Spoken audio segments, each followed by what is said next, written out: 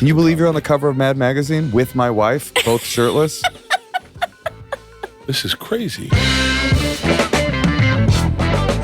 Fully Loaded is coming your way this summer, the biggest party of the summer with the best comedians in the world. Big J. Okerson, Mark Norman, Dave Attell, Dan Soder, Whitney Cummings, Tony Hinchcliffe, Stavros Halkias, Matt McCusker. I'm telling you, we're adding more people. We've got a big announcement we can't mention that'll be on that first week, starting June 12th in Macon, Georgia, Charleston, South Carolina, Savannah, Georgia, West Palm Beach, Florida, Daytona Beach, Florida, Canton, Ohio, Columbia, Maryland, Pittsburgh, Pennsylvania, Darien Center, New York, Rogers, Arkansas, Camdenton, Missouri, Brandon, Mississippi, and Orange Beach, Alabama. I'll throw the party. All you got to do is show up.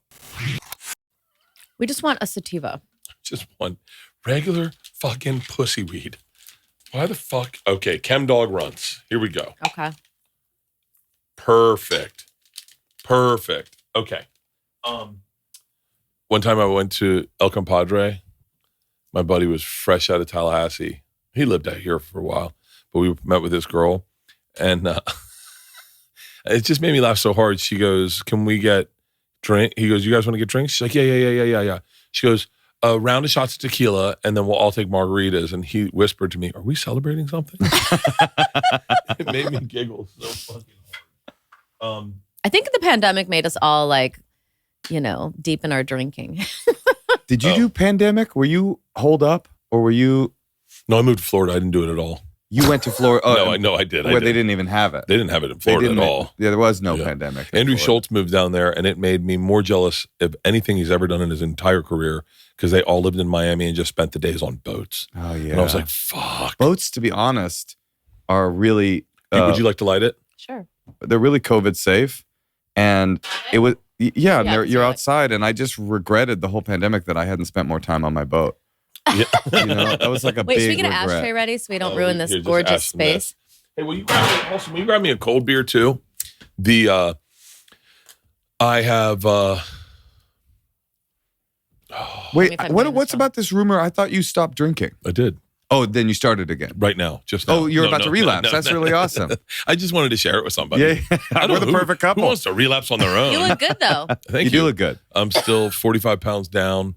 The real test is what Rogan says to me when he sees me. Yeah. Rogan. Oh, he makes fun of you, you're saying. No. He's very, it's just Joe's a little bit like my dad in that he'll be like, gaining the weight back, huh? Oh, wow. Yeah. Or like when he saw me do stand up the other day, he goes, your shoulders are distracting. And I was like, huh? He was like, you're too jacked. You're too jacked. I was like, and then of course, LeeAnn, this is my favorite moment is LeeAnn was there. And LeeAnn only knows Joe as Joe. Like she doesn't know him to be the way comics sometimes treat him. And she goes, Joseph, he's in good shape. Stop it. You've made fun of him for being fat. He's in good shape. He's healthy. Stop it. And he goes, Joe, like totally corrected. He's like, no, you look good. You look good. But it was fun to watch. Oh, he had bullied you into losing the weight and then said you looked too good. You looked too healthy. Yeah, he didn't like the definition in your shoulders. My shoulders are distracting. I mean, I was about to say, can I see? But then I knew that I would. God, I would just not comment on my friends. On your friends' bodies? Yeah. Well, yeah. Maybe it's a dude thing. It's a dude thing. I think we bust balls when we've gained weight.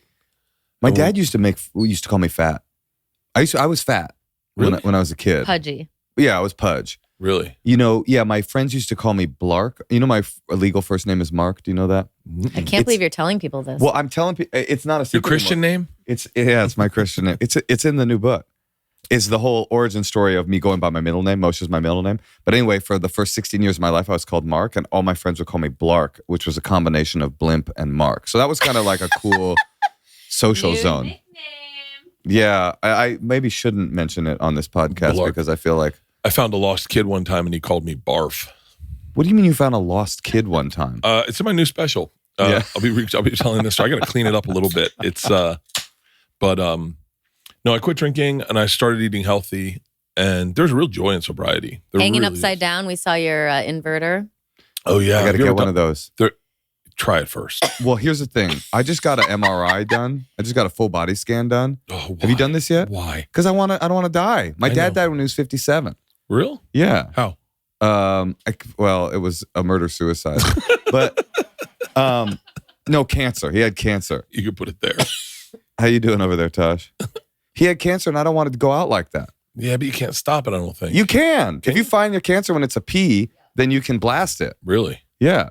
So then everyone should be getting tested for cancer all day long. Well, That's why Canada has socialized healthcare. Well, but you, Bert, are successful. And if I can afford a full body MRI, I believe so can you. All right, on more. Are you ready for this? I have a present for you. Please. Because of you, I've made it to the cover of Mad Magazine. And so have you, Bert. No fucking way. No You're on the cover of Mad way. Magazine. I feel like that's the first comedic thing I've seen that one as a youngster. Mad Magazine might have been the I first. always read Mad Magazine Magazine. is the first thing I ever saw. Can you believe you're on the cover of Mad Magazine with my wife, both shirtless? This is crazy. I can't believe you haven't seen it. No, I haven't seen it. God, this is so.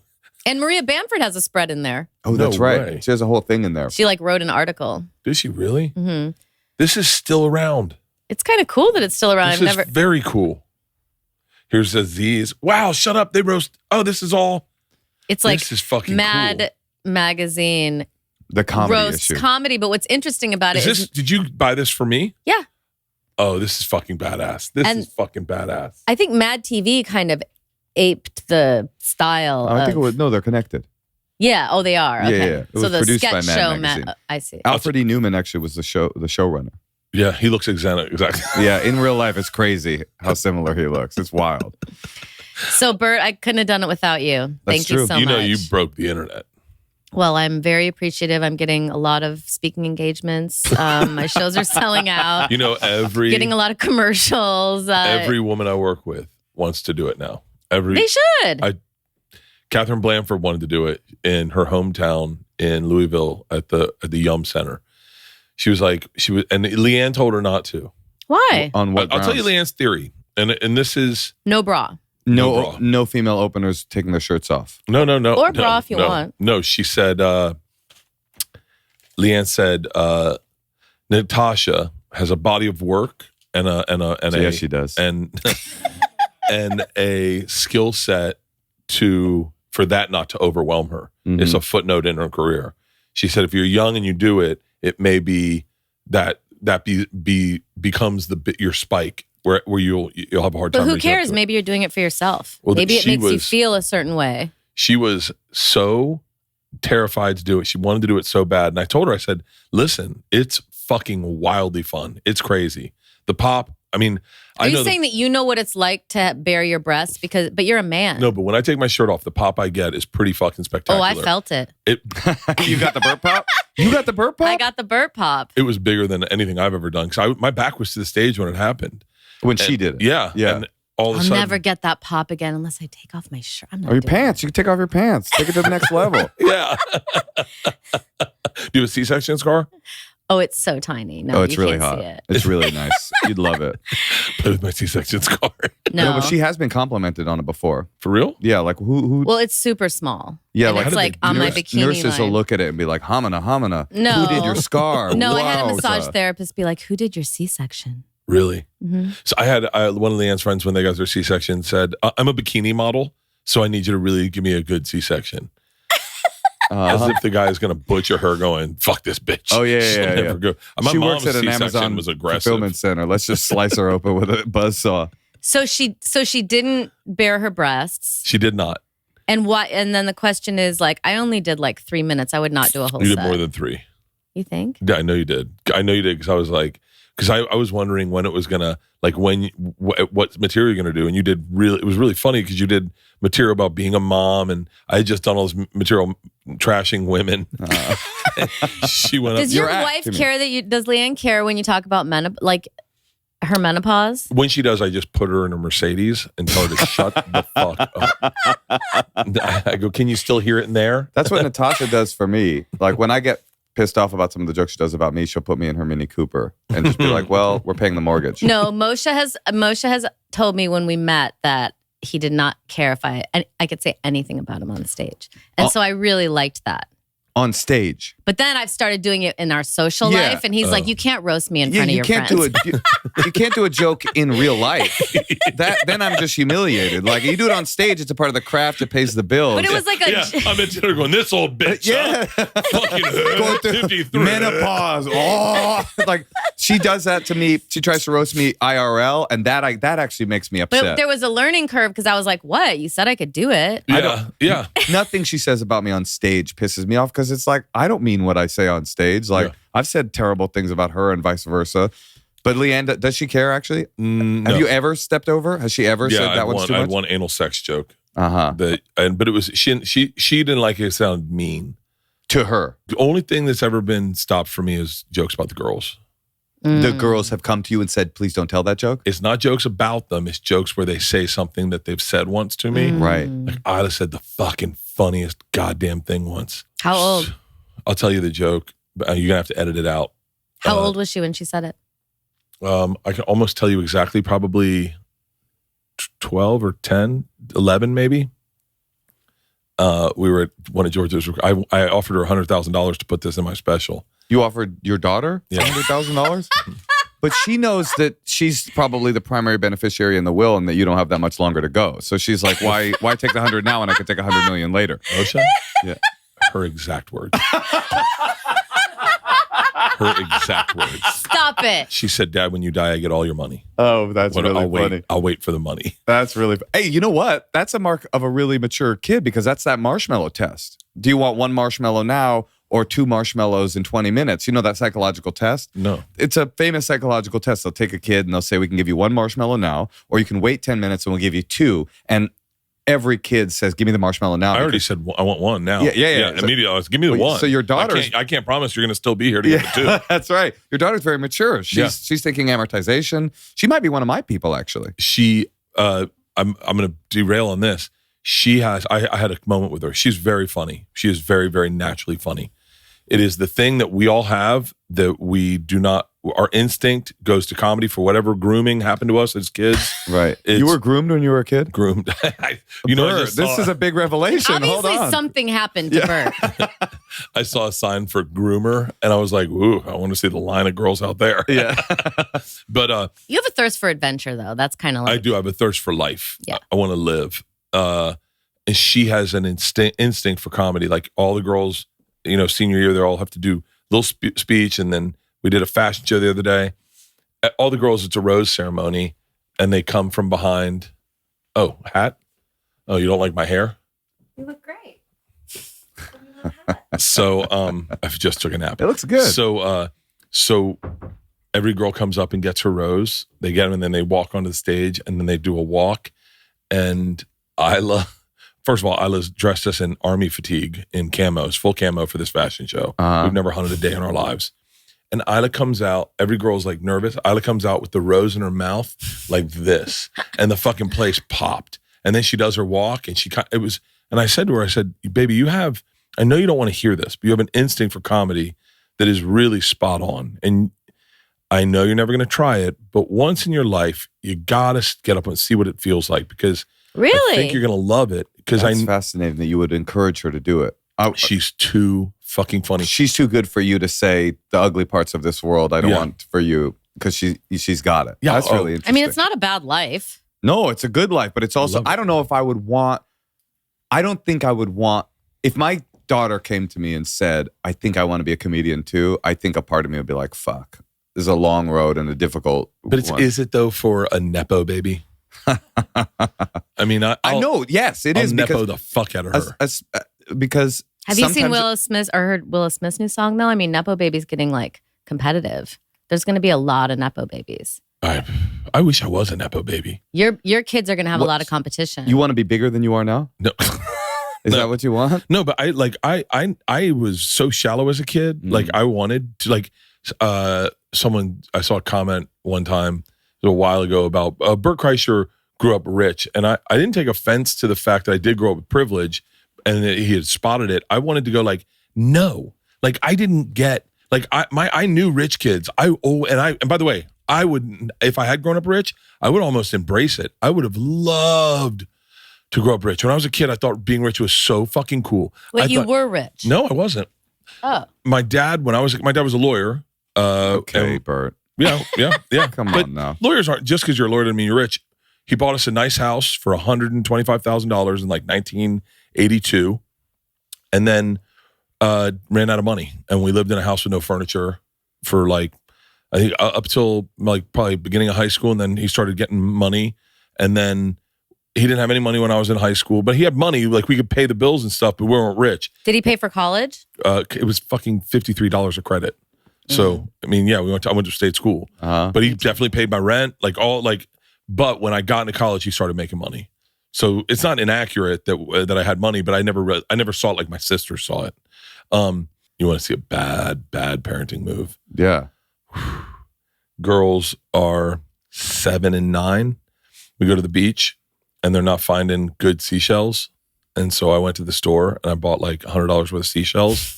And so I planted them and they found polished, painted seashells and they lost their fucking minds. And of course, I recorded it all, put it on Facebook or whatever. One night I'm getting on stage at the West Palm Improv and I get a call from Georgia, who's now maybe 12, 13. This is like a primary core memory for her, was the time we found magic in the sea. I made them dive to get it. I'd put it under my foot and go, I think I found one. And they'd go underwater and grab it and they'd pop up with it. I mean, the look on her face is so precious. You have to find this video, the look on her face. You found it? That's it.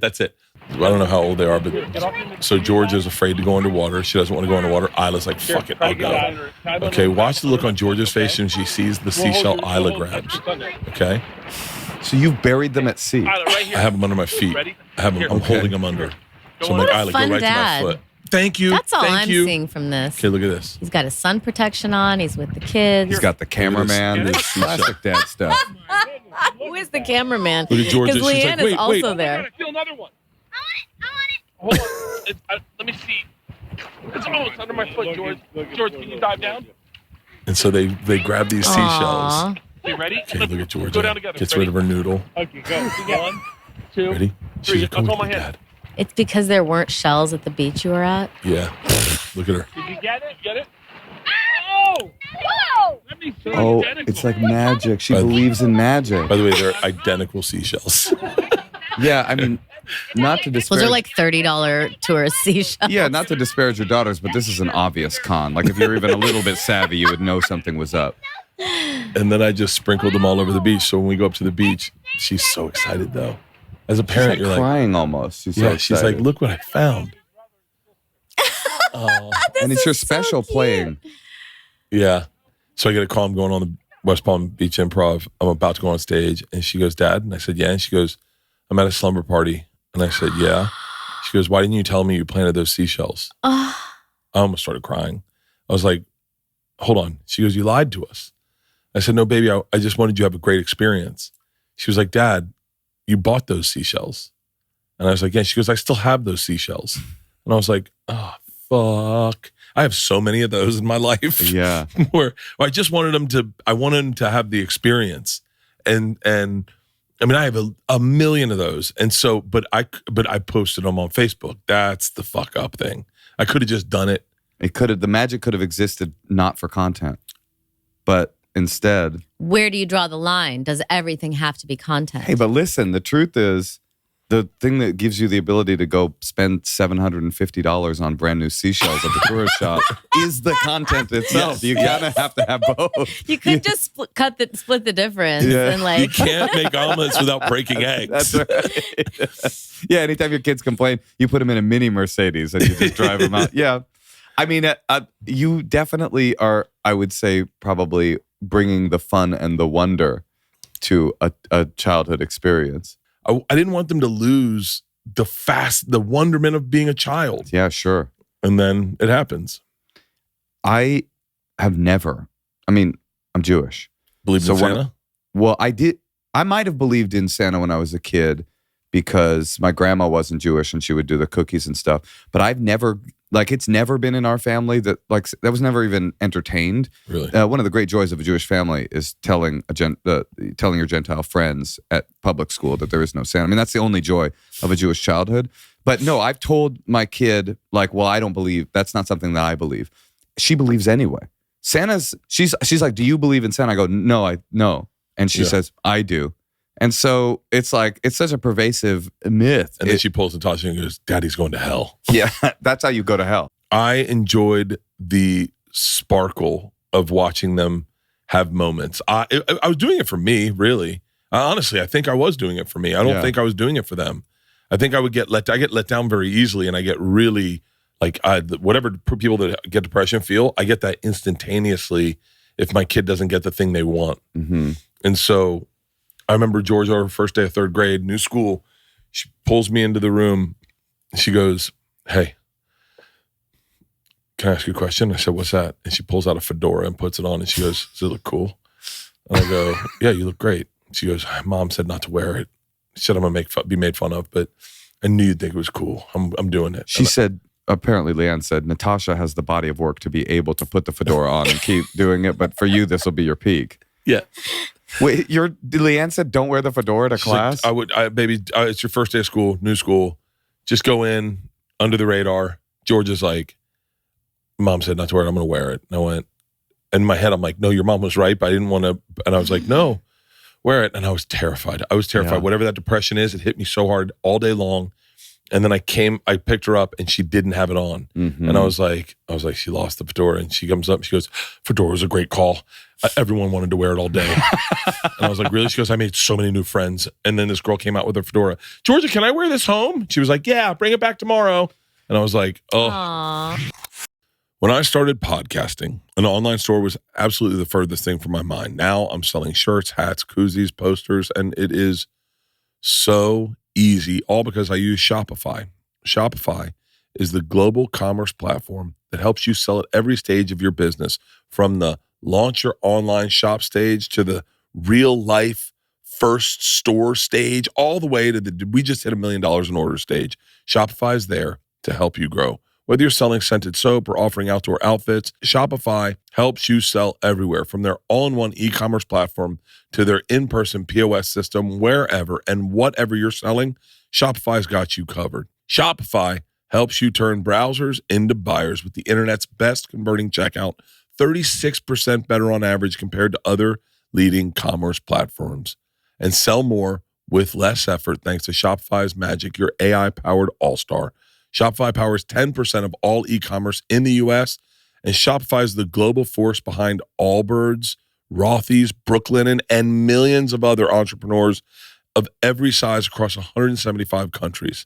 Plus, Shopify's award-winning help is there to support your success every step of the way, because businesses that grow with Shopify. It is all we use. We have a very, very, very successful online store. I want to thank everyone. I want to thank Shopify, because we wouldn't have it without Shopify.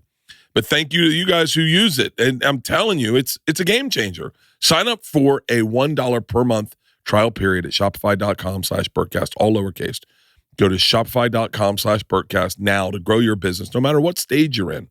Shopify.com/Bertcast. With Father's Day right around the corner, what do you give the man who has everything? Oh, it's very easy. You give him an experience he'll never forget. You give him Omaha Steaks, because a world-class dad deserves a world-class steak.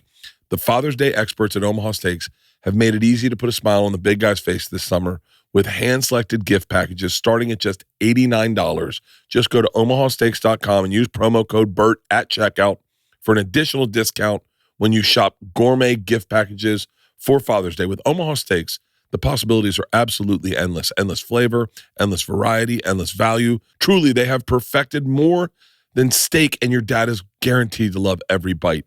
Omaha Steaks, the world's best beef, naturally aged for the ultimate in tenderness, juiciness, and flavor. Omaha Steaks knows exactly what dad wants. Steaks, this Father's Day, give him an experience he'll always remember. Mouth-watering steaks and a reason to think about you. Order now and send dad unforgettable gift packages starting at just $89 with promo code BERT. 5 generations of family-owned expertise means uncompromised quality you can trust. Every steak and every entree is flash frozen, vacuum sealed, and ready to prepare whenever dad wants to grill, all backed by their unconditional 100% money back guarantee. I've been carnivore now for almost 10 months, 12, almost, no, I'm coming up on 9 months. And I'm telling you, there's nothing better to have a freezer full of steaks, get home around 4 o'clock, pull a couple out, put them on the counter, cook them up around 8 o'clock. Whew, buddy. Go to omahasteaks.com and use promo code BERT to get exclusive savings. Shop for unforgettable gifts that are guaranteed to make Dad's day. Because if there's one thing Omaha Steaks knows, it's that dads want steak. That's omahasteaks.com. Promo code BERT at checkout to save on exclusive packages starting at just $89. I remember walking precious. our kid to school, and she decided that something she had on was, and she's young. She was probably 5. And she, or 4 even. And she was like embarrassed of it suddenly. And I had a very visceral memory of my childhood putting on this paint splatter sweatshirt and thinking like, I'm the fucking coolest guy. It's puff paint. And then the door closing, but I didn't have a key to my front door. I was too young. And the door closing, and I immediately looked down and was like, I look like the biggest fucking loser that has ever existed. Puff paint. What the fuck did I think I was playing at here? Like a visceral memory of that. It's so real. And that's so real. Was it like a white sweatshirt with like it was blue colors? And it had like rainbow puff paint on it, like a splatter. You remember that look? And it was so cool. Every step from my bedroom down the steps to the door, open the door. I'm just like, cock of the walk, pimp coming through. And then the door closed and like I hear the of the latch. And I was like, I'm a fucking the loser of losers. Like why? What was I thinking? Like I'm calling attention to myself. And not only that, the same day I was standing in my fucking dumb dork loser puff paint sweatshirt already feeling like an idiot. And Daryl was swinging on the monkey bars and he knocked me unconscious. His head hit my head and I was unconscious. Good shirt to go to the hospital in.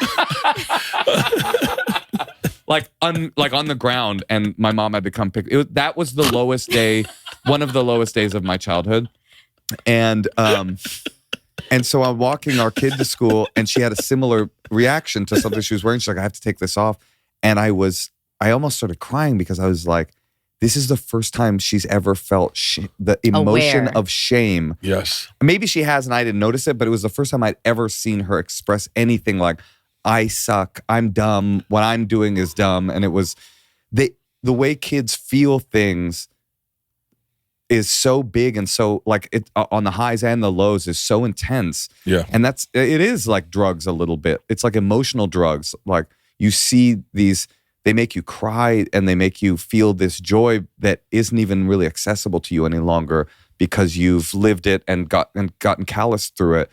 And anyway, I just remember that really viscerally. My dad was the one to point that out to me. Like I lived in oblivion. I wore Speedos and knee-high moccasins until I was like 10. That sounds like an outfit you would wear today. Yeah. Yeah. I still do. Knee-high and I remember in first grade, the first bit of shame I felt was, and my dad, if he hears this, I don't want him to think obviously I'm okay. I was doing a talent show and I was going to perform Kiss. I did not know how to play the guitar. I was just going to air guitar in a Kiss outfit. And I had my mom's stockings on, underwear, white underwear, my mom's stockings on, bike chains around my chest, no shirt on, covered in makeup. And I got out and I was like, I'm ready to go to school. Yeah. And my dad was like, hold on. He's like, do you want a jacket or something? And I was like, I'm good. Do you want a trench coat and a mask? But the first time I ever realized I was different was Speedos, knee-high moccasins, University Square Mall. We were going to the mall. My dad goes, you want to go to the mall with me? And I went, yeah. And I jumped in the car in Speedos and knee-high moccasins. And he goes, do we want to put some clothes on? And I went, Dad, I'm fine. And he went, I'm just thinking you're going to be the only one dressed like this at the mall. You may feel funny. And I went, Dad, this is what I wear. I'm good. And that day when I got to the mall, I realized I was the only one in knee-high moccasins and a Speedo. And I remember where we were. You realized it like in your bones. And yeah. And I started feeling small. Like started feeling really large, like everyone was looking at me. And I remember looking at my dad and he goes, you want to go to Oshman's? It was a sporting goods store. And I said, yeah, can we? He goes, yeah, let's get you some clothes. Oh, and he dressed nice. me at Oshman's in like an Adidas tracksuit. And he was like, let's go. That's when you started breakdancing that day. And by the way, now all I wear are tracksuits when I fly. Yeah. I used to love dressing slutty, and my mom would hide my clothes. And then I would find them. And then I remember once she like drove them to a dumpster, like Your on the slut clothes? She drove them to the slut dumpster? Because I would like hide them behind the air conditioning unit, and then I'd like leave and then like change really quick outside because I just wanted to wear like torn up stuff. You know, it was like not what she wanted me to wear. It's like a Catholic school tradition, right? To like hide your dirty clothes and go pick them up. It is like a thing. Like they'd put their clothes on a thing and get out there, and then they'd take their mini skirt and fucking jack it up. Yeah. And well, the Catholic school uniform already is so it's like a suggestive. kink outfit. It is like kink. I have a memory of, remember when neon wetsuits were the rage in the 80s? Yes, of course. I wanted one.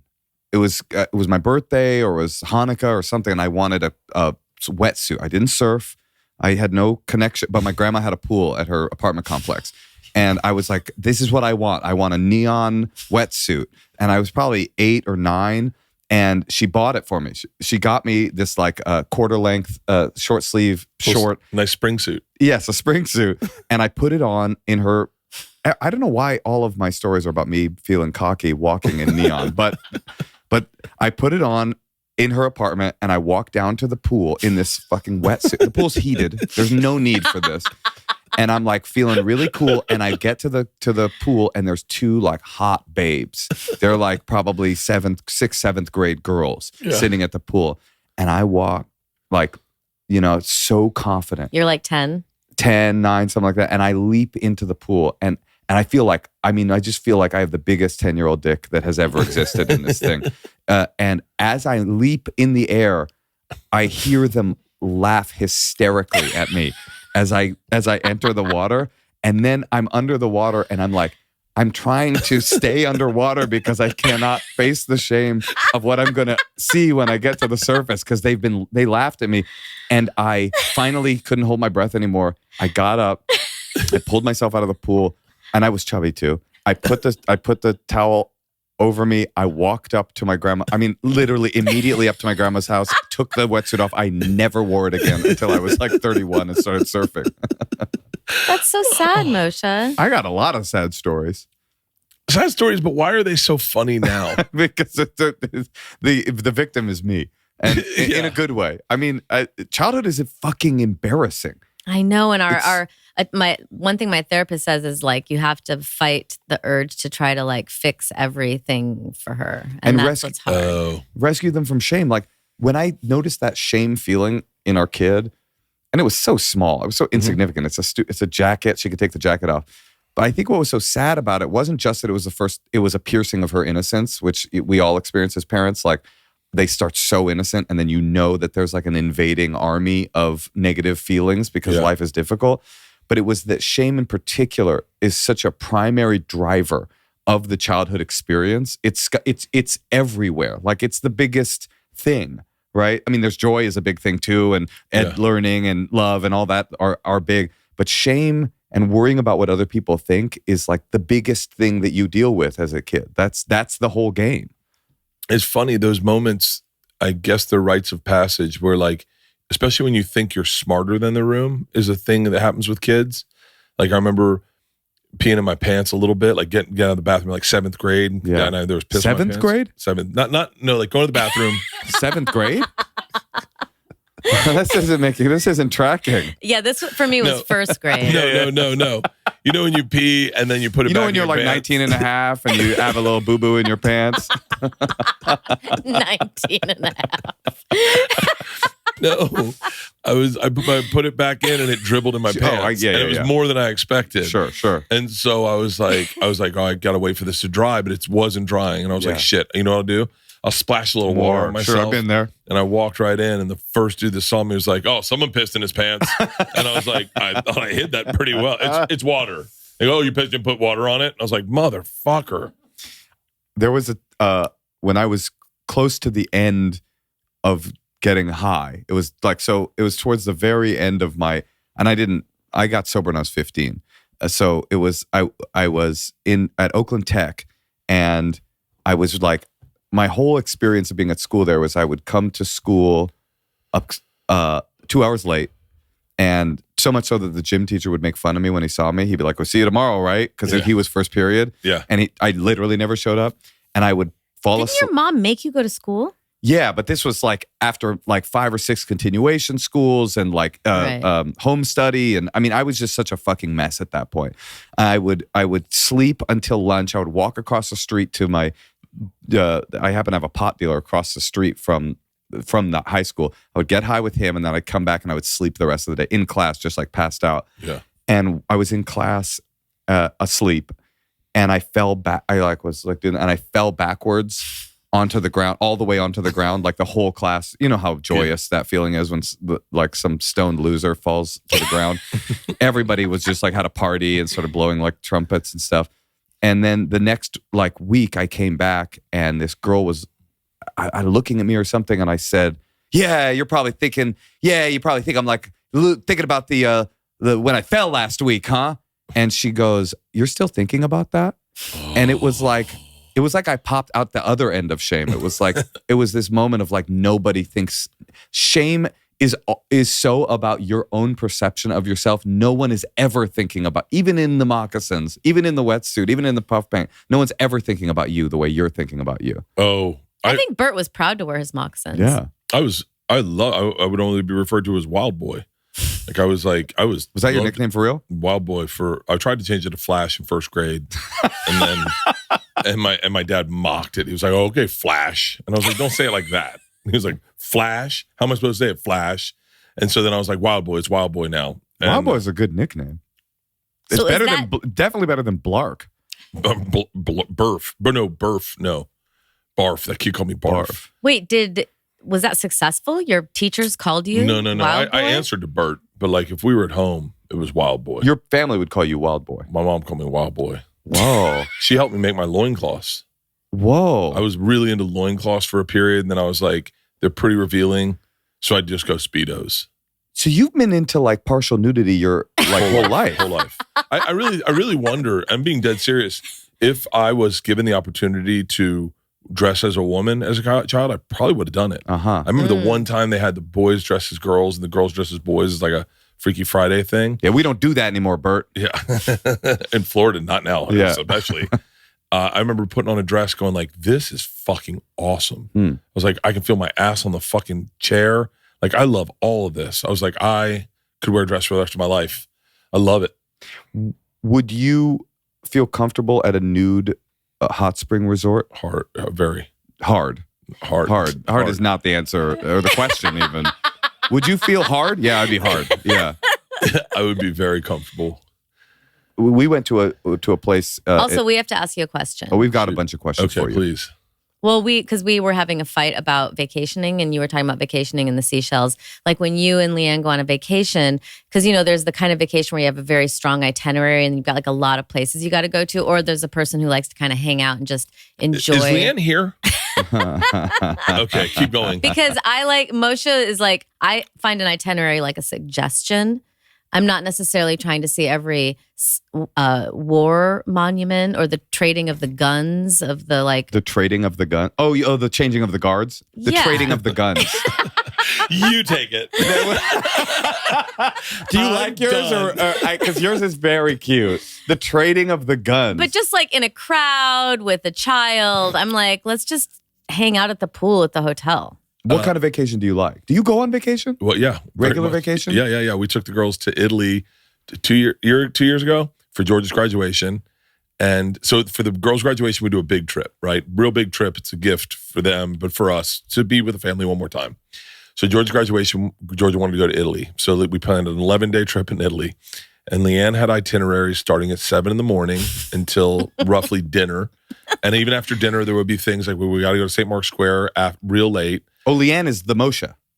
Mm-hmm. Hardcore. Hardcore. And you're the Natasha, believe it or not. Big time. I couldn't have seen that. Oh my God. But sometimes I like that Moshe has dragged me to go see like some stuff. Yeah, like oh my God. Yeah. Once we landed in Paris, I got us this really cool this hotel was a room. low point, and this isn't fair. The second we checked into this like really cool hotel, Moshe was like, "We have an appointment at the Louvre in 15 minutes to see the Mona Lisa." To see the Mona Lisa. Have you ever seen the Mona Lisa? It was like a 4-hour line. So one of the worst crowded. one of the worst. I would say Star Wars prequels, Obama's first term in office, seeing the Mona Lisa are like the things you think are going to be one thing, and then they're really just like, that's what this was? I would be excited to see someone throw paint at it before I just rather look at it. That would be fun. Because then a mob would break loose, and it was like, because it was like 4 different stairwells. Oh, and then every stairwell has like a photo, like a Xerox of the Mona Lisa. Yeah. Right. Like, so you know what section you're in to try to go see it. Right, and then you've got like a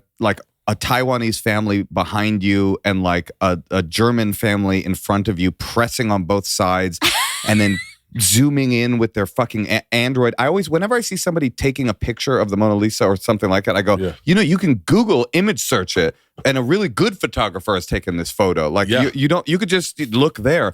It is the worst. I don't understand art the same way I don't understand NFTs. Like, why would I go? I can go look at it. That's cool. Or I've seen it. But why go to the most populated place? To go see it. Yeah, like there's this quote that I told Moshe when I met him. They say like, a tourist sees what he plans to see and a traveler sees what he sees. And like, I'd rather we're in Paris. Like, why go to the most popular thing? Like, I can totally skip things and then try to find something else cool. But that's not the full quote. It's a tourist sees what he plans to see. A traveler sees what he sees. And Wild Boy buys seashells and puts them in the seas. That's the full quote from Thoreau. LeeAnn plans our vacation so aggressively. She's gonna hold issue with this statement. Okay. That Isla for her graduation, she said, I would like to go to Iceland. I said, awesome. I'd love to see Iceland. We got the itinerary for Iceland, and Isla canceled the trip. She goes, I don't want to go to Iceland. She goes, it seems exhausting. She goes, that's not the trip I wanted to do. And it became a big deal. She goes, no, I don't want to go on a senior trip. I don't need to do it. And so there wasn't enough downtime. Zero downtime. Oh, it was because of the itinerary. The itinerary spooked her. And she was like, because even during the Italy trip, Isla would be like, another one? And I go, yeah, another one. I just shut your fucking mouth. We're going to go see David. And then, and we did some stuff because LeeAnn wants the girls to stay grounded. We did some stuff in a group. We did some stuff with a private tour guide. We had a private viewing of the David. Oh, you did a private David? Yeah. You got to touch the dick and everything? But the best thing we did in Italy was the day that we just went to the thing and got on Vespas and drove around. And just fucked around. It was my favorite day I've ever had as a dad. Aww. Such a great fucking moment. Such a great moment. Did you put like a little ascot on but no shirt? No. LeeAnn put her helmet on backwards. Cute. So I immediately am crying, laughing this whole trip. And it starts raining. And we're driving through the Tuscan village mountainside. And Isla, it's like right when you feel like your kids are getting old and they're too cool for things, Isla goes, we should have, she's on the back with me. We should have music. It's raining. The sun's out. It's wild weather. And I go, baby, we don't have music on here. And she goes, let's sing. And I was like, what song? And just out of nowhere, she goes, Ooka laka, ooka haka, ooka. I can't stop this feeling. And just sings at the top of her fucking lungs. She doesn't know this. Sobbing, crying. Sobbing, crying. Peak human experience. Out of on my deathbed, I want to remember that. And I didn't record it. That sucks. It's a beautiful memory. That's great. I didn't record it. And are you happy? Yeah. Because it would have been on Facebook right now, and you'd have been like comedian crushes young girls. You need some more not unrecorded moments in your life. That's what I'm doing the next 9 months. That is a crazy image, though, that you're gonna be on your deathbed, like dying, and I'm talking many years from now. 20 at least. 20 years at least from now. You're hooked up to the machines. And your daughters are at your side. They're grown women, successes. LeeAnn has left you, but she's not there. And you're about to cross over to the world beyond, and they're like, Dad, what are you thinking? And you're like, ooga shaka, ooga shaka. That's a kind of a beautiful image. This podcast is sponsored by Naked Wines. Ever walk into a store and have no idea what wine to get? Absolutely. That's me too. I have no idea.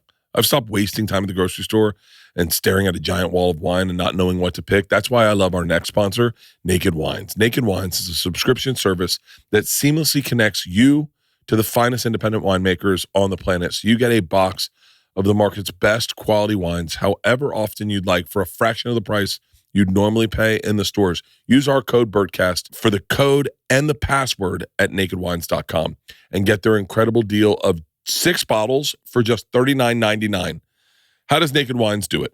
I'll tell you. Naked Wines connects winemakers and wine drinkers directly, allowing for vineyard to your door delivery at up to 60% off what you'd pay in the store. By cutting out the traditional retail middleman cost, winemakers can pass those savings on hundreds of top quality award-winning wines to you without skimping on quality. I'm telling you, I have been going through a crazy wine phase right now with LeeAnn. It's so nice. What I love is that their quiz matches you with bottles that you'll love, and each shipment includes wines they recommend based on your previous ratings. I've been rating the wines after each I get them, and each shipment is getting better and better and better, and all I will say is I'm a Malbec guy.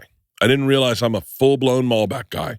I'm not. I used to think I was hardcore Pinot, Malbec, and Merlot. So head to nakedwines.com/Bertcast and click Enter Voucher in the top right and put in Bertcast for both the code and password to get 6 bottles of wine for just $39.99 with shipping included. That's $100 off and less than $7 per bottle. That's nakedwines.com/Bertcast and use the code and password Bertcast and grab 6 bottles for just $39.99. One last time, that's nakedwines.com/Bertcast and code and password Bertcast for $100 off your first 6 bottles. This episode is sponsored by Blue Chew. Let's talk about sex. Okay, guys. Remember the days when you were always ready to go? Now you can increase your performance and get a little extra confidence in the bed. Listen up. BlueChew.com. Blue Chew is a unique online service that delivers the same active ingredients as Viagra, Cialis, and Levitra, but in chewable tablets at a fraction of the cost. You can take them anytime, day or night, so you can plan ahead or be ready whenever an opportunity arises. The process is simple. Sign up at BlueChew.com, consult with one of their licensed medical providers, and once you're approved, you'll receive your prescription within days. The best part, it's all done online, so no visits to the doctor's office, no awkward conversations, no waiting in line at the pharmacy. Blue Chew's tablets are made in the USA and prepared and shipped directly to your door in a discreet package. I'm telling you right now, these things freaking rock. They really do. They rock in every sense of the way. It's so nice to just I take one in the middle of the afternoon and just be ready. Start your day. Hey, you want to go out to dinner tonight? Because you know you want to go out to dinner tonight. Blue Chew wants to help you have better sex. Discover your options at BlueChew.com. Chew it and do it. We've got a special deal for our listeners. Try Blue Chew free when you use our promo code Bertcast at checkout. Just pay $5 shipping. That's BlueChew.com, promo code Bertcast to receive your first month for free. Visit BlueChew.com for more details and important safety information. And I personally would like to thank Blue Chew for sponsoring the podcast. Okay, so you agree with me on vacation. Well, we should say on our podcast, we do a podcast called the Endless Honeymoon Podcast. This is all that we do. Really? We do fight our own fights, and then people call in and with their own. You've been on the podcast, yes, with their own relationship. But these are I would say, the top 3 most controversial fights we've had. Usually right. No. Okay, this next one she's definitely not right about. Okay, so Moshe thinks that Mother's Day is for Okay, this one I am wrong about. Say it again. Moshe thinks that Mother's Day is for him and his mom. I just reject this idea that I bore are a his mom. child. So's LeeAnn. Should I come take her out for dinner? no, I fully agree with Moshe on Oh this. yeah, you're on my side. Yeah. No way. I can't believe fully it. agree. I will help facilitate a Mother's Day. Yes, Because I will help facilitate it, but it is not about me giving to LeeAnn. She shouldn't get anything from me. Oh, you scared me when you said it's not about me. I was like, uh-oh. But to LeeAnn, yes. Yeah. In fact, I'll take it a step further. This is really controversial. Nobody agrees with me on this. I should get the day off. Today's the day for you to mother. Like, go mom. Go out there and be with our kid, and I'll go surfing because it's not. At the All-Star You game, guys are wrong. At the All-Star game, they make them play. That's exactly right. You're such a good mom that today's your day to mom it up. Like, You guys, really mom today. Women do so much of the silent labor that you don't even know. But no one's denying that fact. Yeah. Yeah, so give them a day off. You should take Father's Day off. Listen. Or we could just call Father's Day Mother's Day. You boys were just loved by your moms too much. I brought Georgia home. I helped facilitate because LeeAnn was having a hard time with Georgia's first Mother's Day away from home. And I said to George, I was like, you should come surprise mom for Mother's Day. And she was like, really? And I was like, yeah. I'll set it up, but you should do it. And then they knew it. And of course I recorded it. I was on the road and I happened to be FaceTiming LeeAnn at the time Georgia walked in the door. I saw that video. It was so great. That was pretty LeeAnn cool. she looks so sexy when she cries. She goes, that does look sexy when you do it like that. I hate making her cry, but it's the only way I can come. Yeah. You've only come twice in your entire relationship, right? No, I believe I will. I used to get bummed out when I would have to plan huge Mother's Days for LeeAnn, spa day. You and the girls, all the dads will figure it out. We'll send you up to the spa. Why not? What's wrong with that? And then I parent all day. And then I was like, and then Father's Day comes around. You know what she'd do? Take the girls to Target and they'd pick me out shirts. Yep. And then I would go, their eyes are on the low price items. They're only this high. That's where the poor people shop. I want to shop. Stand them on a fucking thing and roll them around at the high end stuff. Listen, we believe, I don't know about you, Bert, but I think I can speak for you to say, we believe that mothers do more than fathers in the grand aggregate. Though the fathers are important. But that's not the question. Do mothers work harder? They do. Does Mother's Day, is it about your wife or is it about your mother? Who cares? Just give it to us. I mean, so now we're running. What do you care? two moms. There's no other day. yeah, we got two moms now. Your mom is like, all your moms are retired. What if They hung them up. I mean, come on. What Give it to us. I mean, I'll give it to you if that's what you want. All right, one more. What do you want to do? Bring your mom tulips and some donuts and surprise her? I just want to show up at my mom's house in moccasins and knee-high moccasins and a Speedo and show her Wild Boy one more time. I would resent. I always had a problem with Mother's Day silently. I never said it out loud, but I was like, I'm doing a lot for you. Even for your own mom, you're saying? You guys, it is one day a year I know. where maybe the woman doesn't have to be the primary parent. The best. My favorite part of Mother's Day was the dads would all take all the kids, and then we would just get fucking wasted. With the kids there? Oh yeah, we'd bring them to a house. We'd be like, all right, we're just gonna lock them down here. That is Get such a water slide out in the front yard. that is such a funny way to convince your partner never to make you celebrate Mother's Day again. You're like, I love it. It's great. This is all about you, babe. And you're like fucking a handle into a fifth of gin. And you're like, yeah, this is awesome. She's like, you know what? Next Mother's Day, I'll handle this. And everyone else is celebrating Mother's Day, because so they have to join in. She would then have to come home and clean because the house would be a fucking mess. And I'd be drunk and I'd be like, I'm going to bed. I'm going into the fucking rally room. All right, one more. Okay. We have another one? Yeah. This is perhaps the most controversial one ever. The comments were so roundly against me that I changed my behavior fully. But I thought when you live with someone that the toothbrush, it's just like you make out, it's everybody's shared toothbrush. Oh, you're with me. I'm with you. What? This the is more you pig agree with me, behavior. the more I feel like I'm wrong. She gets really upset when I use her toothbrush, but I don't always remember to bring a toothbrush. Same. You guys. Like if we go on the road together, I'll steal her toothbrush. And now I just learned I can't tell her about it. There is nothing like in the But then morning. she feels the moisture. Or you're in the morning and you reach for your toothbrush and it's soaking wet. It's already wet. It's disgusting. It was an Isla line one time. I forgot about this. This was a great Isla moment. Isla was going to brush her teeth. We're all in the girls' bathroom. And Georgie goes, whoa. That's my toothbrush. And Isla goes, we have different toothbrushes? That's how I feel. And LeeAnn goes, wait, which one's yours? And Isla goes, I don't know. I just use whichever one I grab. Like, she didn't know. She just thought toothbrushes were like a communal thing. That's because you're her dad and you weren't I'm a hardcore. I'll even take it further. I pool shower. I only shower in pools. You mean you get in the pool and don't shower afterwards? The pool is enough. The pool's enough, but I bring soap into the pool. I bring soap into the pool.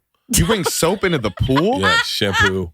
What? Wait, Bert, but there's like chlorine in there. I did. I'll take it even one further. Today I did a polar plunge shower. That's intense. I showered. Why not just a cold shower? I did. Well, because I was like, I want to get back in the polar plunge. I got in the polar plunge and I went to shower and it was too hot. It was burning. And I already had soap on me and it wasn't cooling down. And I was like, you know what? I'm just going to jump in the polar plunge. And I was like, I already like pool showers. I love getting in the pool. Shampoo, beard, hair, pits, pussy. And then you scrubbed your pussy. yeah, I scrubbed my That's pussy. awesome. Pits and pussies, and then When you're in a polar plunge long enough, you get a pussy, right? Yeah. Today I did a polar plunge shower, I gave myself a pretty bad headache trying to get the shampoo out because I had to go underwater a lot. Right. Yeah. That is not the Wim Hof method. No. He does not recommend shampoo. Do you subscribe to all the Anything Wim Hof says, I'm with. No, but Really? obviously when you dip yourself in cold water, it feels good. I mean, It feels amazing. that's like We did it obvious. once at Pete Holmes' house. He he forced us to. I loved it. He kept I've bragging done about. it before that. We do it at the spa. Well, not We like that the though. Korean It's a spa different, that you can do it at. Oh yeah, but it's a different level. Those cold plunges. It's so much colder. Pete kept bragging about how it was the coldest you could have it and have it not be physically dangerous. He was like, "Did you know this is the coldest without cardiac arrest being a threat?" really Yeah, and we did what, 3 minutes? Is that what's the 3 thing? minutes. 3 yeah. minutes. It was pretty fucking hardcore. And then got into a hot tub. Oh, that burns. I get into a sauna. Yeah, that sounds nice. I get into a sauna. I went in New Zealand. They had a waterfall off of a glacier. We had to take a helicopter there, and it was a glacial pool. And they were like, "We're gonna jump in." And I had heard one time that you could have a spiritual moment if you let ice cold water hit the top of your head, and it was dropping from a fucking epic height. And it took me a while to get my head straight after that. You were like high. I was high, and I was like, You know what he would like? He would like the tent that's like a Native American sweat lodge, and Yeah. then you put it on the ocean. So then No, you he has one. You I have one have of one in those? the backyard. I just saw it on our way in. He's got the very one. We did that. It's a wood-fired sauna, yeah, right? wood-fired sweat And you tent. put it by the ocean, and then you can do like the cold ocean, and then do your sauna. That's a fun thing to do. that would I be did that up in Mendocino at my brother's wedding. We set one up on the ocean, then ran into the on the beach, and then we That would ran be into the great. ocean. That And would it's be very great. cold up there too, so it's like a cold plunge. It was pretty spectacular. I love cold water. Yeah. I don't know if any of these are real benefits, like sauna and cold plunge, but I do like it. Yeah, Like I enjoy it. So you haven't then experienced a quality of life shift since you started cold plunging. no, I don't Yeah. know. I don't know if I get any. Like I feel alive, and it subtracts any hangover immediately. Uh-huh. Like I'll cold plunge if we're partying and we have people over and I get a little too tipsy. I'll go out and cold plunge for 3 minutes, come back, and I'm wide awake. Oh, that's interesting. I think it takes all You these. should put a toxins. cold plunge in the back of your car, so if you ever get pulled over, you just jump in there and be like, "Yeah, I'll take the sobriety test, officer." Just a small one. Wait, He can has you his polar plunge in his back of his pickup. give me 1 second, guys? I've done a polar plunge in the back of a pickup before. Really? I have. I've done a Of course, polar that's the plunge. most Bert Kreischer factoid ever. Oh yeah, I've done a cold plunge in a pickup. Yeah, that's classic. I did a cold plunge, but we filled up a pickup with ice and a tarp, and we got in the back. It was filled with beers, and we just drove around drinking. By the way, apparently ice. I just was reading that ice in a cold plunge is you can die. Really? Ice. Yeah. There's something about ice and water. That's how you get in trouble. Like, what does Wim Hof do? It's just ice. He does crazy stuff. The stuff he does, I don't understand. He does Yeah. the hike up to the top of a mountain in just underwear. Yeah. Oh, LeeAnn, Hi. Hi, come LeeAnn. up. Come up. We want to ask you a couple questions. Yeah, we got a lot of hard-hitting questions for you. No, yes, That's you okay. are. Yes, you are. LeeAnn, we're talking about vacations. Okay. Now you got to guess who in this relationship loves an itinerary and who hates an itinerary. Oh my God. Who loves and who hates an itinerary? I think you hate an itinerary. Oh, very good. Yes. Yeah. How did you know? I don't know. LeeAnn, I'm the you. She's like, it's the weed Yeah, yeah. talking.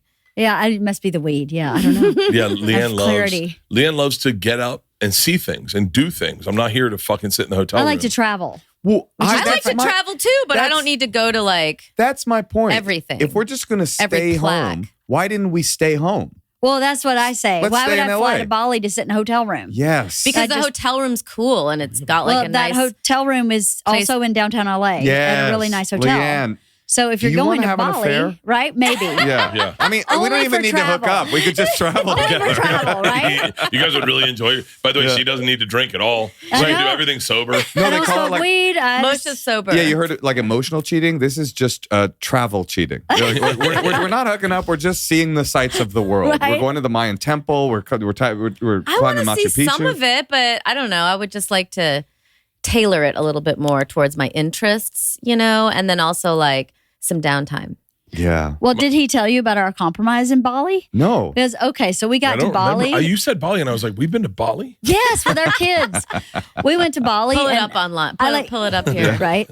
Day one, I was pacing. I was like, let's go. Oh, because And it's kind of a sitting around type of place. it is. And day one, I was like, there's so much here to see. I've never been here, obviously. I've got to show my kids all these amazing things. And he said to me, I can't run at your pace. And I said, then we need to figure out a compromise. Like maybe one day is a down day and one day is like a travel, let's go see shit day. Yeah. And then one day is a down day. And then one day, and then that way I know I'm going to get what I need and you know you're going to get what you need. That's awesome. So that That's way. great. And What did we do in Bali? you don't remember? I'm having a hard time remembering Bali. And Monkey Temple. Bert got 4 more days on the vacation to sit around. Exactly. It Well, was no, a you know, it's so funny. I compromise. wonder if I can't remember Bali that very well because I feel like we didn't do anything. I mean, I had notes on the trip. For me, it wasn't see the trip monkeys? I would have want. We saw monkeys. Yes, we went We to the saw whole big Monkey monkeys. Kingdom. Monkey Temple. Yeah. We hired a driver one day who Oh, we drove told us to Isla you they went in can that smell you if place you're with on the your thing. period. They put the sarong on. You went in the pool Oh, where you yeah, got yeah. blessed, and You got blessed in Bali? You forgot? we got went in blessed. Forgot about Bali Ganesh's blessing. cave. Remember that? The cave where we had to wear sarongs again.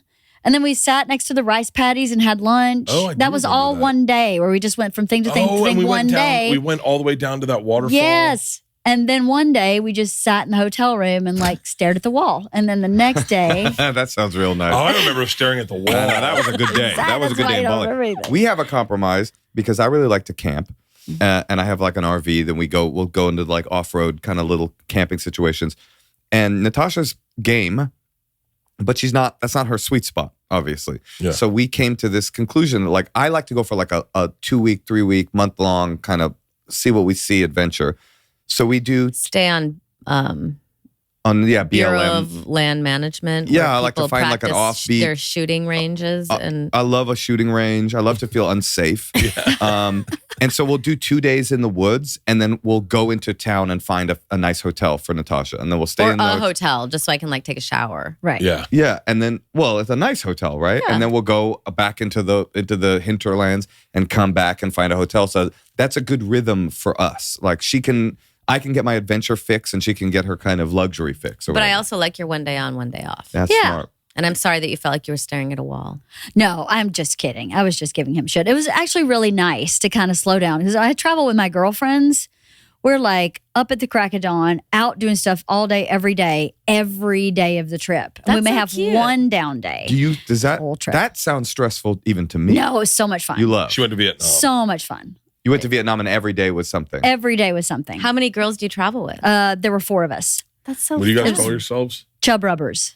Chub Rubbers. We're the Chub Rubbers. What is that? What's that in reference to? Okay, so one of our girlfriends is 60.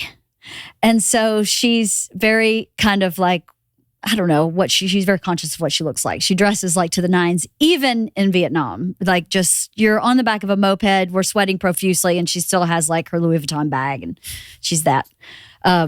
So before the trip, she was concerned because it's so humid there that her thighs would rub together, even though she's not overweight. Uh-huh. So she bought these things called Chub Rubs, and it's basically Spanx, but it's really like, not really Spanx. It's like something that you stick to the inside of your thighs, like the stick up bra thing, but you just kind of stick it to the inside of your thighs so they just kind of glide Because that can with hurt each other because they hurt. You can chafe. chafe, right? So she bought these things called Chub Rubs, and we just started going, who would name this Chub Rub?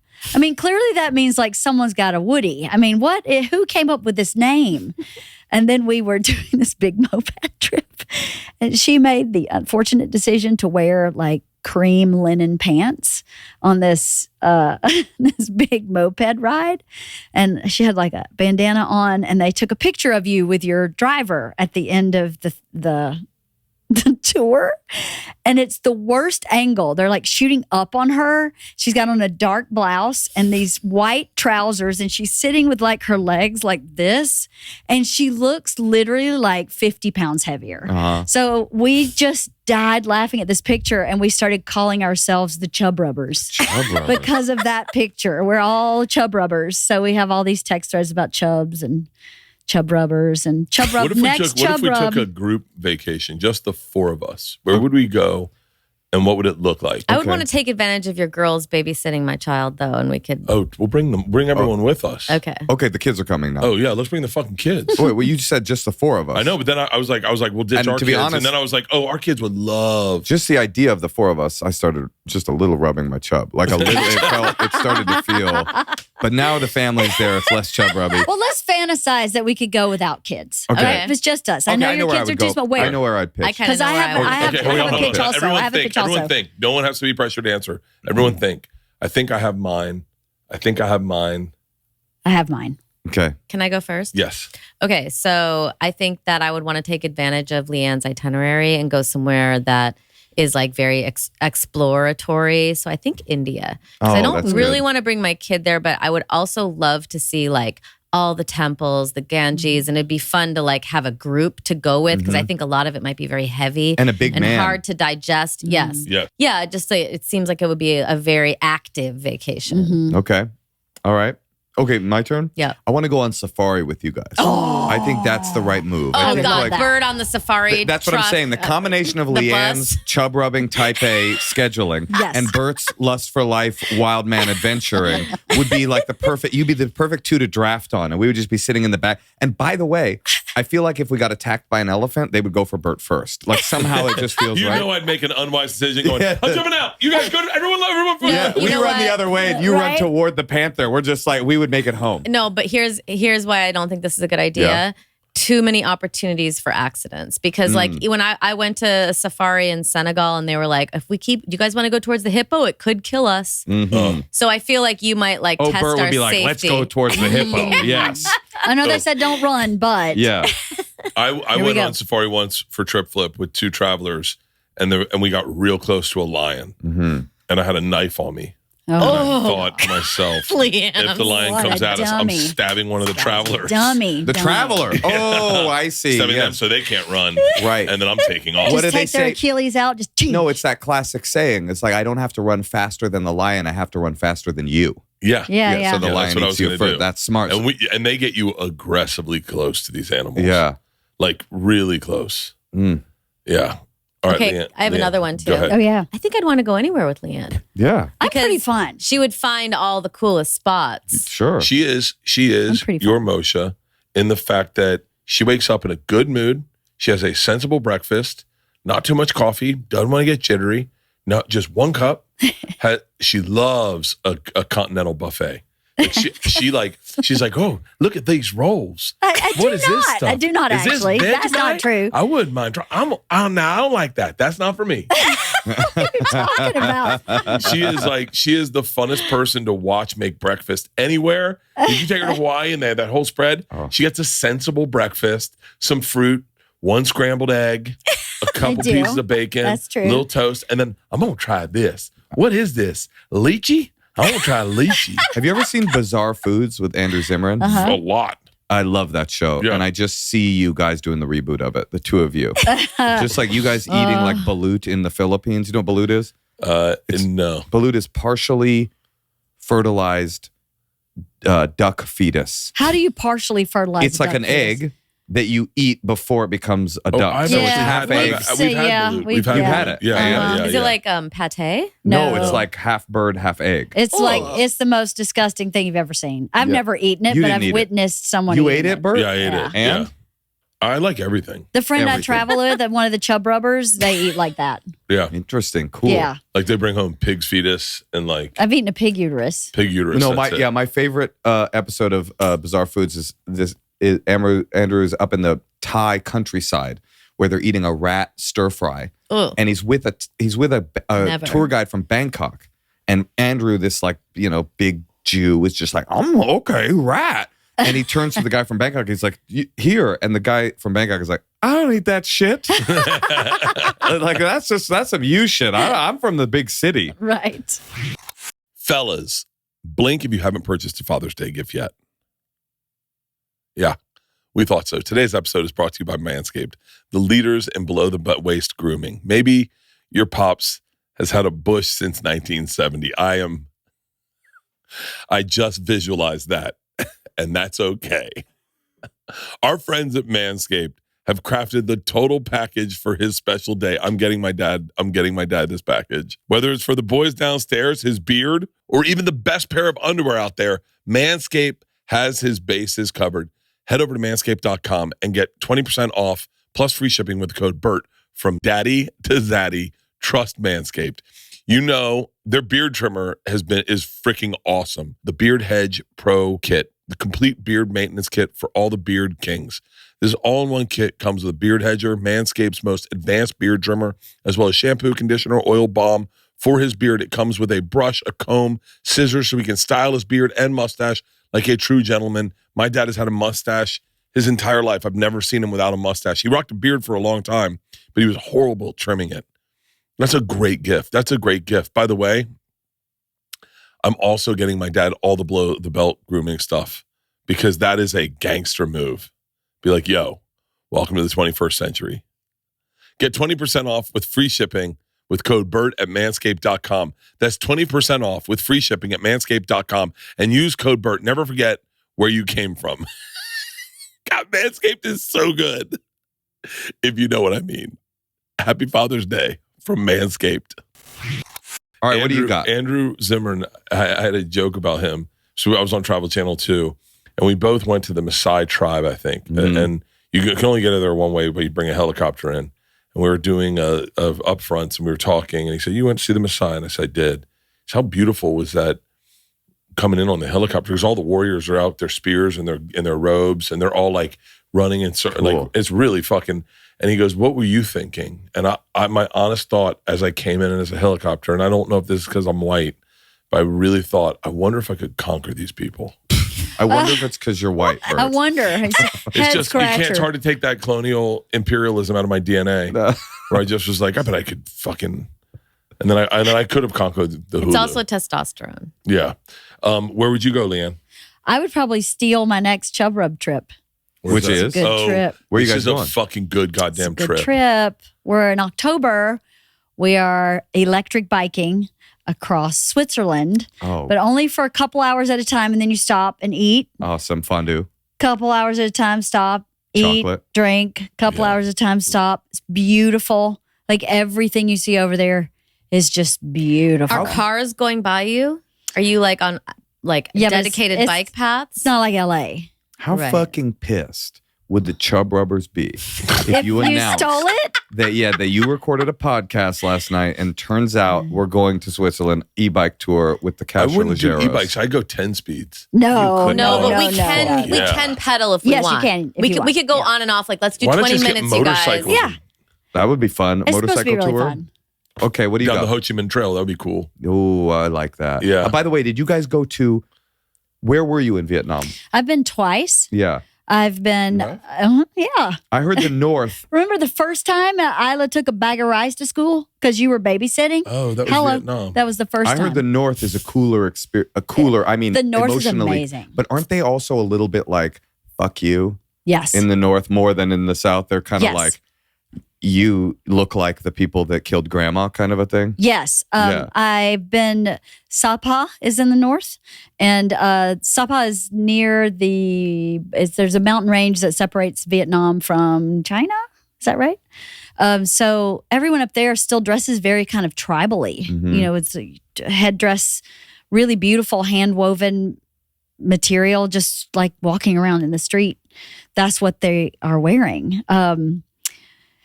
It was beautiful, but they definitely were very suspicious Right. I could of see that. white people. Yeah. In Sapa, we took a big, what do you call those big car things that go up on a cable, like on the side of a mountain? Trolley? A big cable car thing. Oh, gondola. Gondola. A huge temple on the top of this mountain that had the biggest Buddha I've ever seen. I have no idea how they got it up there because it was pre-gondola when they Wow. brought this big thing up. It's just beautiful, beautiful. We took a gondola of- recently with our kid in Taipei up to the top of a mountain, and it was pretty unbelievable. Yeah. And they had the same thing. These like insanely ornate Buddhist temples all the way up this mountain. That was a pretty beautiful trip. We just decided to start doing this game with our kid. That remains to be seen if we will commit to it. It's also like if we can afford it. I think we can afford it. What's the game? The game is we get a globe. This feels very unrelatable. What do you mean? We get a globe. Yeah. We spin it on Hanukkah. Each of us touches a country at random.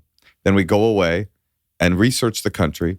Then we come back. We do a presentation about the country, and then we vote where we're going to go for spring break. Oh, that's cool. Yeah. That sounds 'cause badass. She only has like 1 week to do a vacation, you know? And I never had vacations as a child, so I'm kind of obsessed with giving my kid the vacation experience. And Moshe didn't have money, but they camped at We least. did camping when I was a kid. So, we were you know. broke. And, Same. yeah, and it was a good way. That's the thing to do. If you're a poor family and can't get out, it's like there's wonders that are around the corner from every city in America. We did that. When we didn't have money, we always went camping. We went to Yosemite every Yeah, year. I used to go to Yosemite every year Catalina. too. Catalina's That's great Catalina's campsite. great. With the Catalina. kids and everything. Yeah.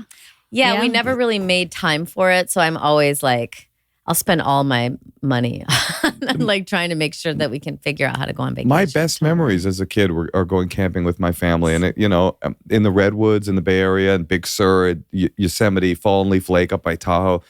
They were like those are like the seashell memories for me. Like I can't. Oh, I showed them the seashell video. Oh, yeah, of the girls finding seashells.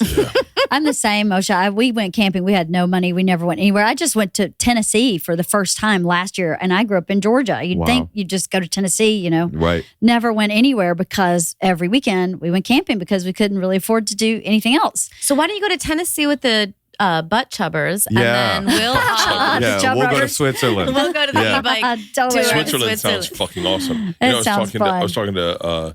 Kate Hudson and Oliver Hudson about what was like a fun family memory you had. And the they Chateau said, Marmont. they said they went biking through Switzerland as kids, their whole family, and Kurt Russell and Goldie Hawn, and they let them drink wine. Uh-huh. And I was like, and your dad, mom were Kurt Russell and Goldie fucking Hawn. At the same Like I'd time. go on right? vacation with my parents and be like, can you guys stay in the fucking room? Yeah, no, Jesus. that's what's funny. You're like, what was your best memory? Like, dude, we went to Switzerland with fucking Goldie Hawn and Kurt Russell. The guy from Escape from New York was with us. I mean, he was our dad, but that was awesome. I want to go. This is our trip. Yeah. Yes. Okay. Peru. Okay, I'm in. Ayahuasca. Is that If why? LeeAnn does it, I'll do it. I Would you might do it? now that my kids Wait, are older. You Yeah. would?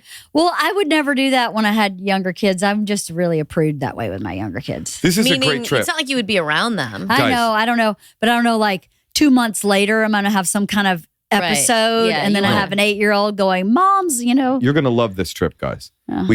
We fly into Lima. I drive you out to the rainforest. I drop you off with a shaman. No, you The need to do it Wait, too. why are The you three- not going to be I'm there? sober. I'm sober. Me too, you- then. I'm sober too. Well, then. wait, No. Wait, is You guys go ayahuasca do ayahuasca. considered not sober? I No, thought that was I- like a it's a- spiritual. I I want you to zip do it. back into Lima. I spent a few days with the sex work community in Lima. I come pick you guys up after, and we've all had a transformative experience. I want to go to Machu Picchu so but bad. we're do not too. together. That's Yeah, the, okay. that's the Well, thing. I'll we're do not ayahuasca together. then. I'm in. I'm in. I would Okay, do, if LeeAnn did ayahuasca, I don't know if I could do like a 4-day fucking ceremony.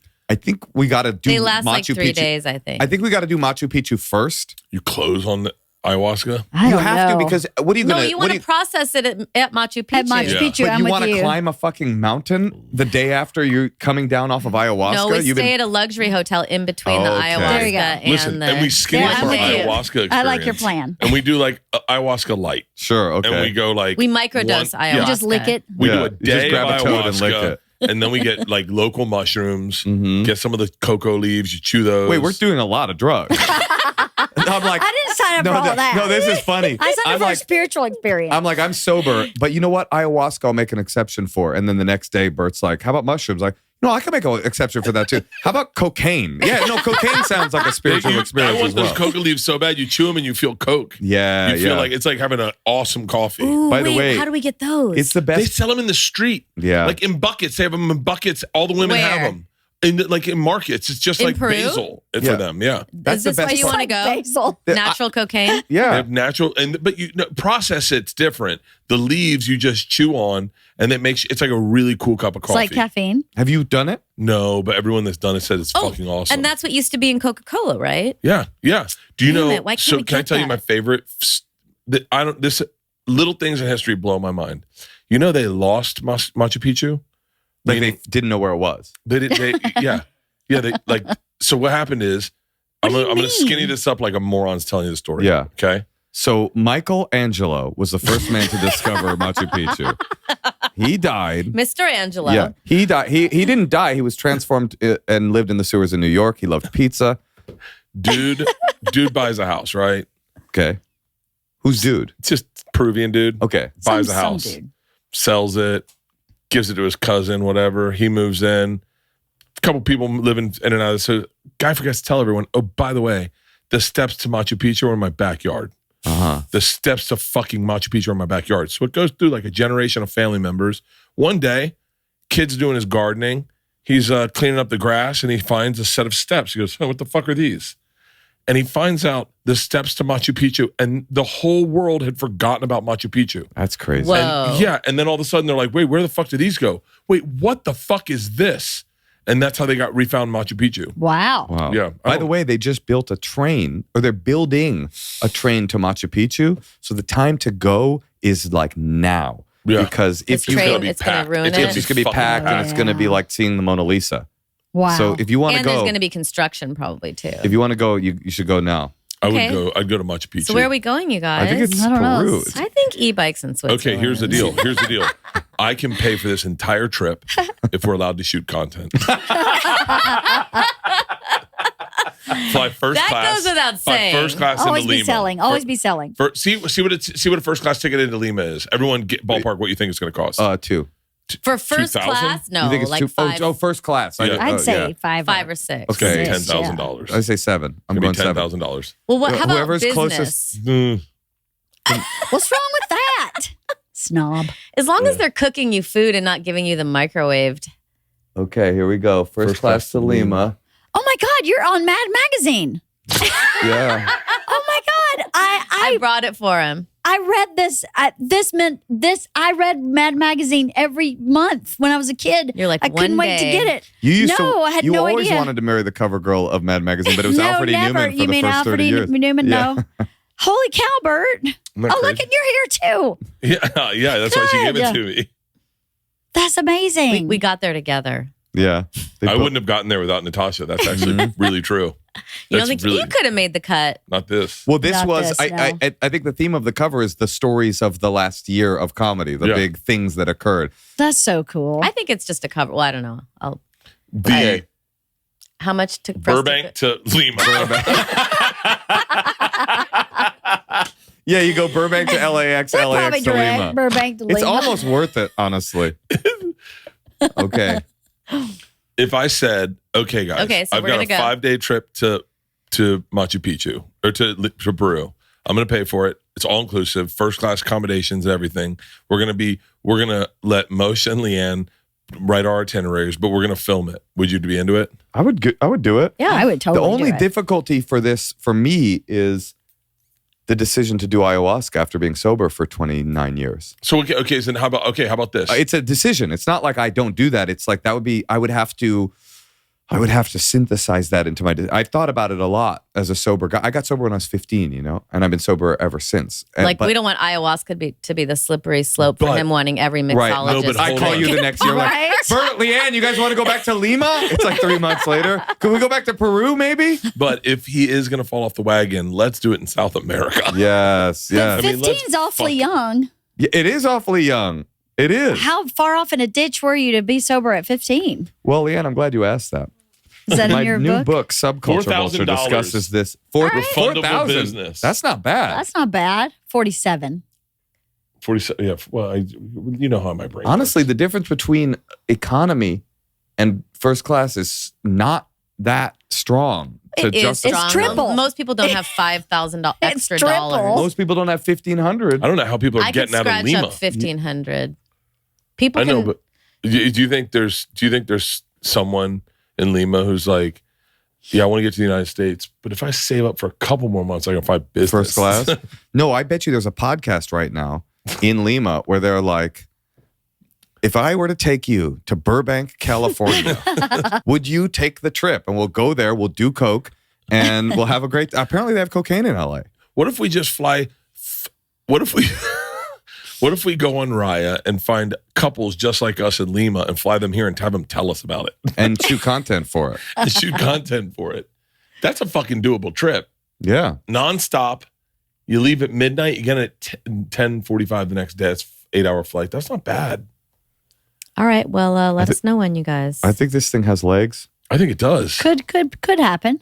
It just felt a lot more like it was going to happen about 5 minutes ago, and then LeeAnn's. when LeeAnn goes, oh, it could happen. I felt It could happen. a Chub Rubber skepticism coming No from you. skepticism. I'm in. We're empty nesters in a matter of moments. So When? yeah. Oh, I'm sorry. How many moments? I know, right? Well, she's graduating high school in June, Whoa. and in September she's going to college, And that's the last one. and that's it. That's it. Unless God performs a miracle and she gets out of menopause. That's Okay, crazy. We're done. We're done. This marriage is done having children. Yes. That's Oh my wild. God. My You guys next do one. not want to have a baby right now? No, hell no. Wait, what are you no. gonna I'm do? done. What's the plan? Do you have? Are you excited? Are you heartbroken? Are you a mixture of both? Yeah. Why are you taking time off when this is happening? Great question, Natasha. Why didn't I fucking start working when they left the house? I don't know. That is the ultimate insult to injury. Bert retires. Like the minute she moves out, Right? Bert's like, you know what? The road's too much. It's just too much. AM radio it is. Time to spend time at home. Get to know my wife. I finally have my wife to myself. Thank God you're out of the way. I just want to chill out and experience life. I want to be a family man. Oh, that's funny. No, I don't know what I'm going to do with my life, and I don't know if I'm going to be able to do it. I don't know. I feel like I was saying this to someone today.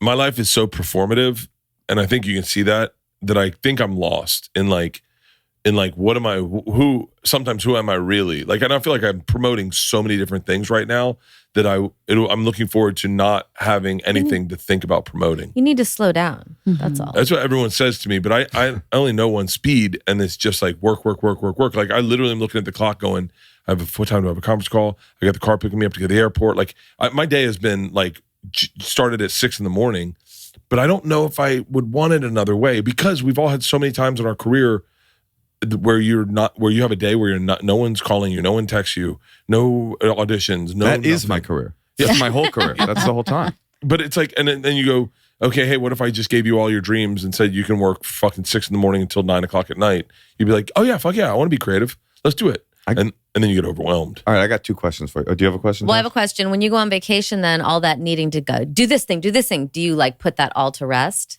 No, it's a very interesting conversation my daughter Georgia had with me. We went skiing, and it's a complex moment in our family of how we got into this conversation, but it was a very vulnerable moment for both of us. And she said, this trip has been nice for 2 reasons. Number 1, none of it's been content. Like, you're just present. And number 2, you're not drinking. You're very, very present. Like, this is really nice. I think most of our trips, we'd go on a trip. We'd just go to Georgia and go ziplining, and it was a bit. We go anywhere we went, I always got bits out of it. So in a weird way, I remember one time we were like, we should do a trip. You could use the material, and you could, and so I think everything was so. It was cannibalizing itself at a certain time, and I think that I don't know another way to be. Like, I don't know another way to be as a comic. You're always writing, so I'm always looking for something funny in everything. And even like I'm supposed to not do a spot tomorrow night, and I couldn't help myself. I just called Rogan or Brian Simpson. I was like, yo, can I get on your Bottom of the Barrel show? Because I was like, what am I going to do? Sit in the hotel room? Why don't I go do a spot? I'll do 1 spot. And then he has 2 shows. Okay, then I'll do 2 spots, but that's it. And then, Rogan's in the other room. I go, I'll just hop onto his show real quick and work out some new stuff. And like, I don't know of a way not. Okay, I got a question for you. Shoot. A month from now, the truth about you comes out, and you're canceled in a real way. Okay. And I mean, like, you're done. Okay. Okay, it's over. Yeah. But you're not upset about it. I don't want you in depression for this question. Okay. So it's like a cool canceling? It's a cool canceling. Like, you cannot work anymore. Okay. It is over. No one will give you spots. Like, it's done. Yeah. And your career is over. It's over. But you have all the money that you've saved, so you're comfortable, I would assume. What's your exact amount of money that you have in the bank right now? No, I'm just kidding. He would not know. Yeah, right. I believe that. You might, though. Yes, I do. So you cannot do comedy anymore. That's sad, but that's not the primary drive. What would you do with your life? What are you going to do? No podcasts. No, you're done. You're out. You're out of the industry. You're He out. would find another crowd. No, there's no crowd. I'm trying to figure out, like, what is Bert? I don't think you'll ever retire. But what is Bert? What's the second choice that you would do? What would your life look like if you took comedy out completely? It's gone. I hate that. I hate that I keep going. So do I have any fans? Yeah. You're like, Like, well, I would probably find myself towards an ocean. I would assume I'd buy like a bar. And I could see that. He would cook. Yeah. I would buy a bar and I would He loves to cook. I'd open a restaurant in like St. Lucia or something where it's like kind of when people saw you, the intimacy of the fact that maybe they didn't hate you so much anymore. And I'd just probably drink a lot. You'd cook probably too. You'd still be the life of the Loves to party, cook, but it'd just be a smaller party. It'd be a smaller right? party. I'd That's just find right. people that wanted to party with me. Yeah. Maybe move to Ruby Ridge and. Oh, Ruby Ridge would be great. I tried to move to Ruby Ridge, and for some reason they rejected me. I don't know. So your strange. personality is good to have a very high octane career because you need to like. You need it. I like. Be on I have top of FOMO. I like things the and- party. Yeah. I like the party. Like I like the party. I got one more question for you. Shoot. Everybody can answer this one. Natasha's heard this one. It's one of my favorite questions. You could live to, let's say, 70, Okay. right? And you drop dead at 70, and you're dead. Okay. Or you could live to be 105 and you are sharp and healthy until the year 100.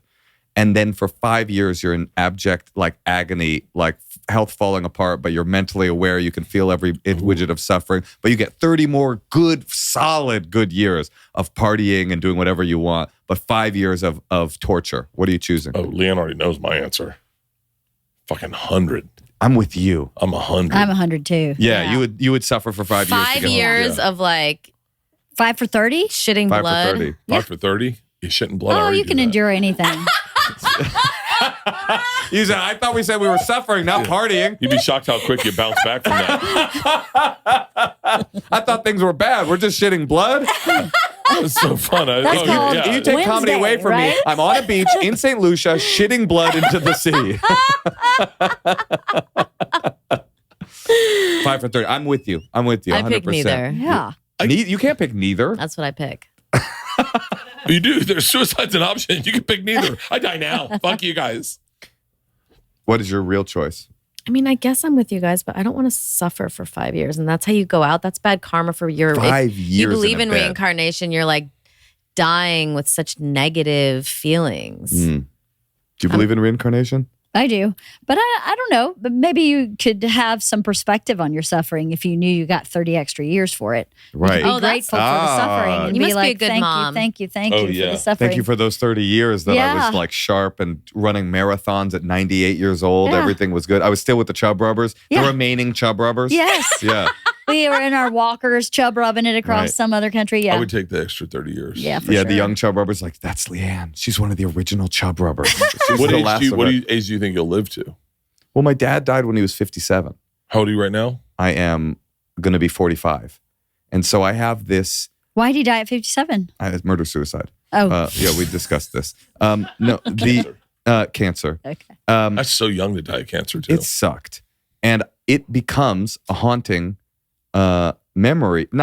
just this like haunting number of like, I have to live past 57 because my guy, my progenitor, he died too young. And that means I might too, which is why I did that MRI I was telling you about. I'm Yeah. a little too young to do an optional full body scan, but I'm like, I got to make it past 57. Or not. It wouldn't don't- be that bad, honey. It would be terrible. I'm just Oh, for kidding. you. Yeah, she'd be fucking in Switzerland with LeeAnn. Finally, I'm a Chub Come to Rubber. the Chub Rubs. We'll Oh, take your new next hour members. special would be so big. He's dead. Just title it Moshe. Ding dong. Yeah. It's like her Nanette. But I think of myself as eternal. And so I think I'm going to live to I like, think of myself as eternal, too. I think I'm going to live to 100 because I can't imagine not being alive. But then I look at my like sort of genetic history. I do have a great grandfather who lived to be 102. So I like that. Wait, and he dodged the Holocaust, too? He was here. He was in America. Oh. He came over from Hungary in 1912. Smart move. I think so. Yeah, he really dodged the Holocaust. He saw Yeah. it coming from a mile away. Yeah. But yeah, I don't know. How long do you think you'll live? Probably like the 90s, 100s. The regular? 90s, 100s. We always argue because she's 5 years older than me. And women live 5 years longer. Who's going to die first? And I'm pretty sure that I'm going to make it. But she's pretty How sure. would you know that? Just my gut. It just There's feels no right. way to know it. Do you know how much pussy I'm going to get if LeeAnn dies before me? How much? Bert? Oh, it's going to be. I won't even know what to do with it. Yeah. Because You'll be 78. Because they'll know I'll be heartbroken, but then at a certain point I'll get over it, but I'll still play heartbroken. And then people will be like, oh, I miss her too. And I'm like, I don't know. The odds makers. Okay, yeah. In a yeah. minute. Okay, yes. The odds Bert's- makers of you outliving LeeAnn, no one in America would take that bet. Like nobody. So I don't think it's pussy. I think it'll be Swiss dick. Everyone's gonna look at me at her funeral going, can't believe it was her. Yeah.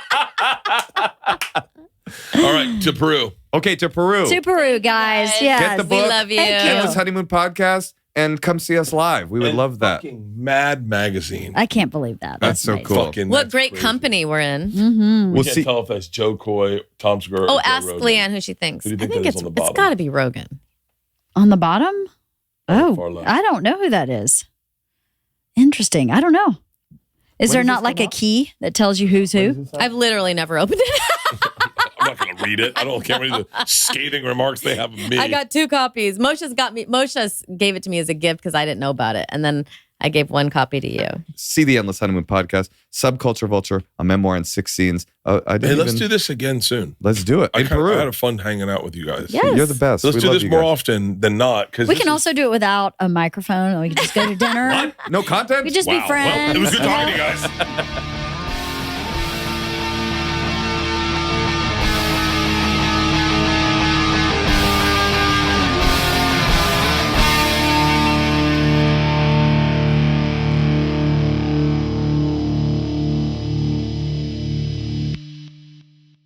This episode was brought to you by The Machine.